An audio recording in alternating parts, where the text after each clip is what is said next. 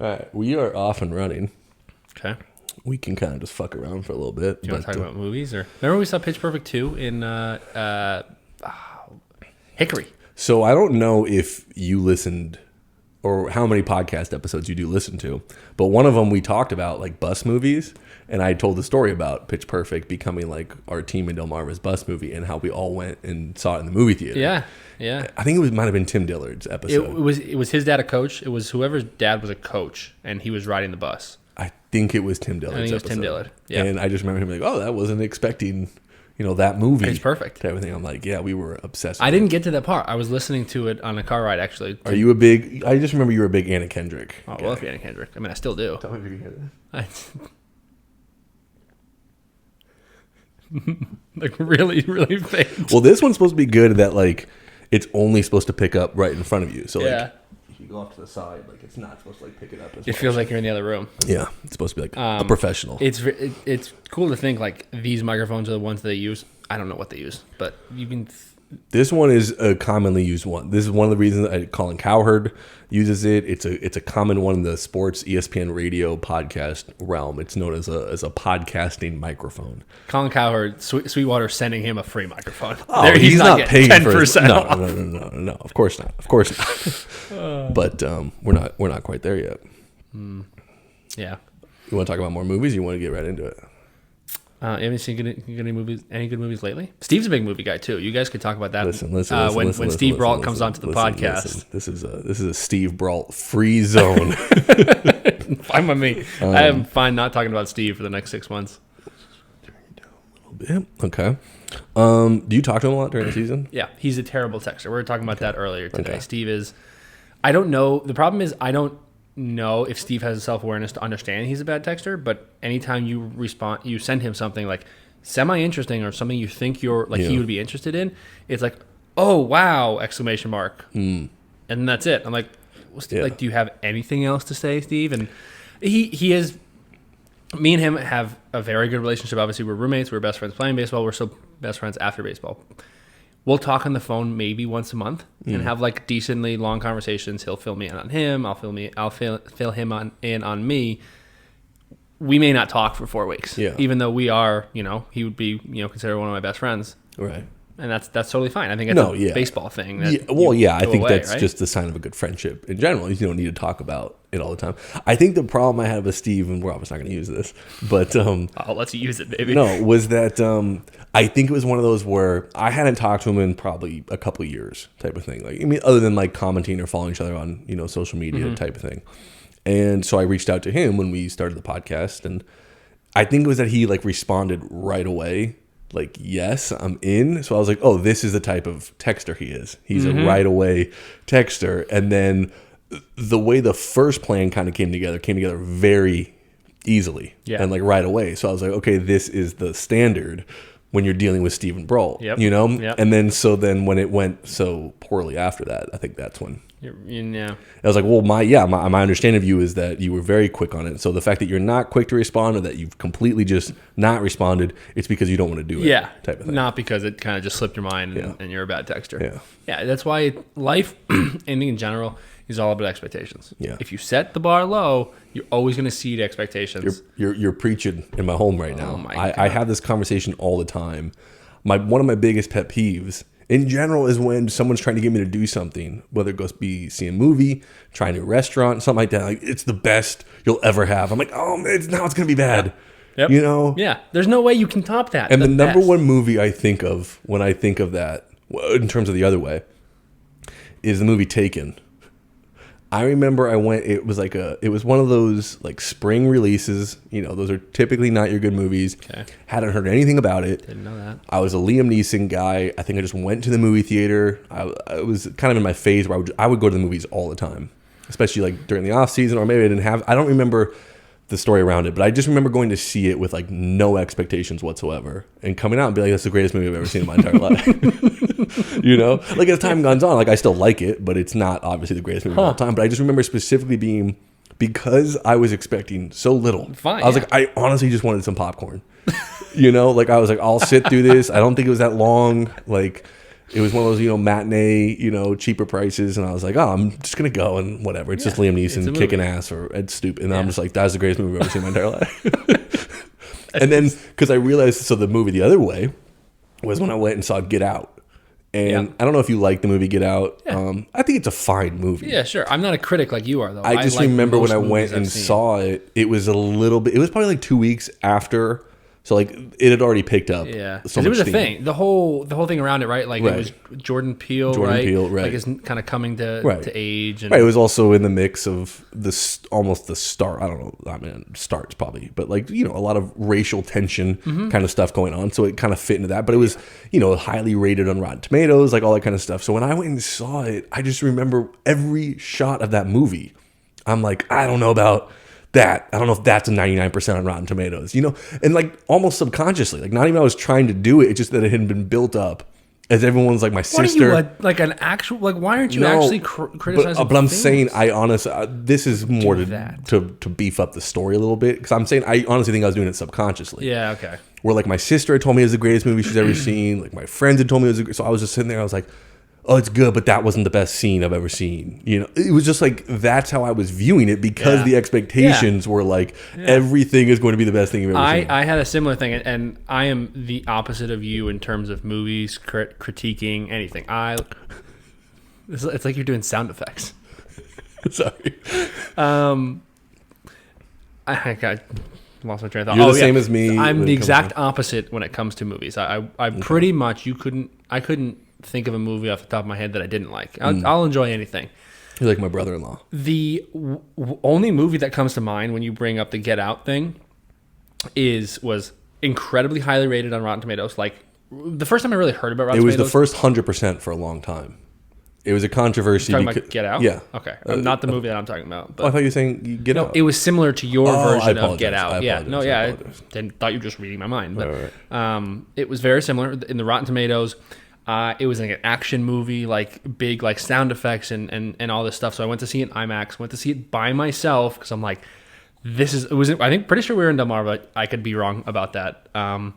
Was Mad Max, and I didn't like it. I kind of remember that actually. I didn't like it because I think it was built up to be this unbelievable, like not life changing, but borderline life changing thing. I saw it freaking IMAX. Like I spent. What was that? Like $18 as a minor leaguer. Is just a lot of freaking money. That's a month's salary right there. I couldn't tip the damn Chloe for a week. I mean, that is essentially a day's work. I think it's I don't know if that's true or not. No, it's not. Can I tell you actually a funny? We'll get into it.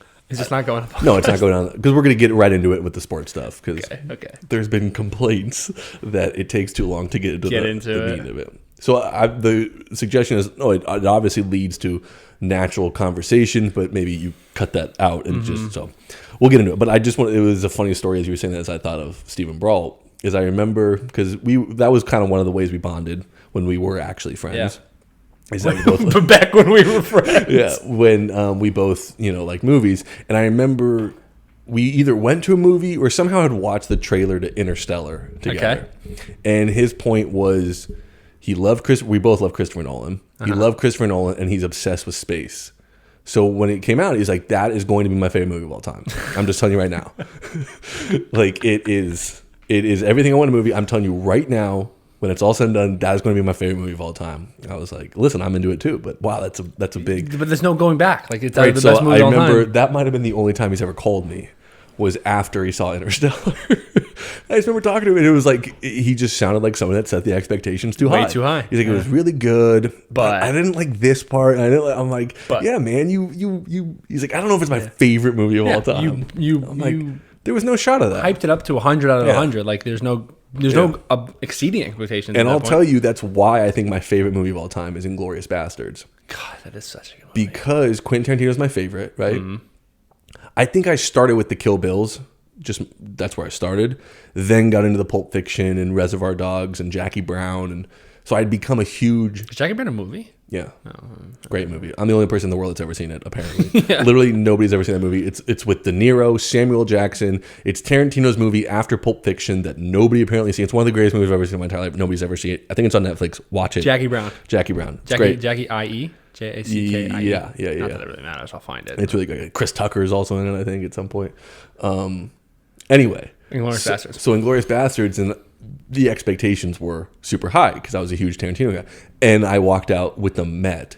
And I was like, oh, that's my favorite movie of all time. You walked out with what? With the expectations met. Oh, because I had such high expectations for that movie because I was obsessed with Tarantino at this time. And I was like, I can't wait to see this movie. I kind of like Brawl. I'm like, this is going to be my favorite movie of all time. And the fact that it actually seemed to meet that, I was like, oh, yeah, this for sure. It's like a maybe golden second. Star. I don't know if we saw this together because I think I saw this when I was in Delmarva, was The Dark Knight Rises. Did we see that together? We might have. I mean, if you saw in Delmarva, I think that was. I love The Dark Knight. That might have been the second one because love The Dark Knight. Also, Christopher Nolan, super hyped about Dark Knight Rises. Do you think Dark Knight Rises is better than the first? So I always have this conversation. Third's better than the second. So I always have this conversation. We actually did something, I think, on the podcast, so we ended up not using because D-Watch didn't like it. We were talking about, we compared them. And I guess the reason I think a lot of people get upset when you say Dark Knight Rises is better than Dark Knight. And I'm not saying it's better. Mm-hmm. I just think it's closer to being equal than given credit for. Yeah. Well, a lot of people are like, it's nowhere close to Dark Knight. So I'm just saying, I remember, because The Dark Knight, I remember, because I've gone back and watched the trilogy. This is amazing how much time we can just kill talking about nonsense. Yeah. I've gone back and watched the trilogy. How the fuck are we going to keep this short? Yeah. We haven't even talked about sports yet. Whatever. I guess my point is the only way to keep it short is to only talk about one thing. Yeah. That was my point of why I said I'll stop reading off the notes. I see. It's better to have too many notes than too little. Right. But so I went back and watched the trilogy. Batman Begins is really not that great of a movie, in my opinion. I didn't know. And I know the whole story is that Christopher Nolan didn't write it. He directed it. And his point was, I'm going to keep going. I need to take over control. Oh, he wrote the second and third. Yeah, and that's where he took over. He's like, I'm going to make it my world kind of thing. It's not going to be like your superhero movie type of thing. So Batman Begins, not that great. So I don't think there was that much expectations going into Dark Knight. Where then Dark Knight Rises, there was huge expectations. And I walked out of there being like, no, those were met. My expectations were met, in that type of thing. And those are probably the two experiences I can remember being so. I mean, I must have watched the Dark Knight Rises trailer 50 times. And I was like, I know I'm setting myself up for failure, but I'm gonna do it. And still walking out and be like, that was incredible. One more thing before let's get into the sports here. But the expectations part of the movies, following the Christopher Nolan thing, and I'd love to know your opinion on the movie. I'm sure you like it, but. I have an absolute disinterest to an incredible degree. My parents watch black and white movies all the time. Like they're they're big into like black and white movies. They were big. My mom was from Ireland, so they're big into like the British films and European stuff. So like The Prestige came across my desk, my face more times than I can count. You like Christopher Nolan, you have to watch The Prestige. You have to watch The Prestige. You love Batman, you have to watch The Prestige. I'm like, it's in England, it's based in the past, and it's black and white. I'm not watching it. Black and white. It is not black and white. Parts of it are black and white. Maybe the trailer's black and white. So. You might have the wrong movie mixed up, but no, because you know the magicians. Yeah, it's not black and white. It's in the past. It's based, but it's not black and white. I promise you, it's not black and white. Regardless, go down the checklist. It's not on the podcast, so fucking don't care. But all of that put into one, The Prestige is one of my favorite movies of all time. Talking about exceeding expectations. So you have seen The Prestige? Yes, with it's not black and white. Oh, my phone. I trust you more than I trust me. It's not black and white. I know, but there's you watched it maybe on a really old TV.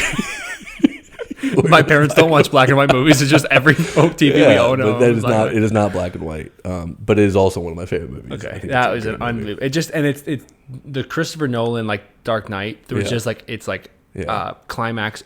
Right. After climax. Okay. So last thing before we get into sports, because you brought up Christopher Nolan, that the last movie I watched recently was Tenet, because it's on HBO Max. I don't know if you've seen it yet.